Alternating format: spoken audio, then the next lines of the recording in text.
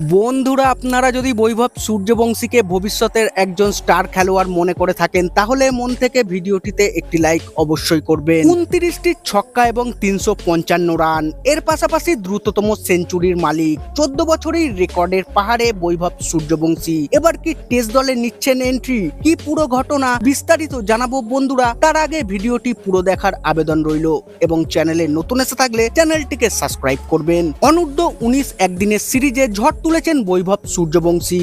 মাত্র 14 বছর বয়সেই বেশ কিছু নজির গড়ে ফেলেছেন বৈভব। ইংল্যান্ডের বিরুদ্ধে চলতি সিরিজে 5 ম্যাচে 355 রান করেছেন এই ওয়ান্ডার বয়। চলতি সিরিজে 29টি ছক্কা মেরেছেন বৈভব। একদিনের সিরিজে তার স্ট্রাইক রেট ছিল 174। তিনি গোটা সিরিজে 30টি 4 এবং 29টি ছক্কা হাঁকিয়েছেন। অনূর্ধ্ব 19 একদিনের ক্রিকেটে দ্রুততম 100 রানের রেকর্ড গড়েছেন বৈভব। মাত্র 52 বলে 17 রান করে পাকিস্তানের কাসিম আকরামের 62 বলে 17 রানের রেকর্ড ভেঙে দিয়েছেন বৈভব। সিরিজের প্রথম ম্যাচে 48, দ্বিতীয় ম্যাচে 45 এবং তৃতীয় ম্যাচে 86 রান করেছিলেন বৈভব সূর্যবংশী। তারপরে চতুর্থ ওয়ানডেতে 143 রানের ইনিংস খেলেন তিনি। তবে শেষ ম্যাচ ভালো যায়নি বৈভবের। শেষ ওয়ানডেতে 42 বলে 33 রান করে আউট হন তিনি। শেষ ম্যাচটি হারলেও 3-2 ব্যবধানে সিরিজ পকেটে পুরে ফেলে ভারত। আইপিএল এর পরে অনূর্ধ্ব 19 একদিনের ক্রিকেটেও নজর কেড়েছেন বৈভব। এরপরেই তাকে সিনিয়র দলে সুযোগ দেওয়ার দাবি উঠেছে। টেস্টে 3 নম্বরে কে ব্যাট করবেন তা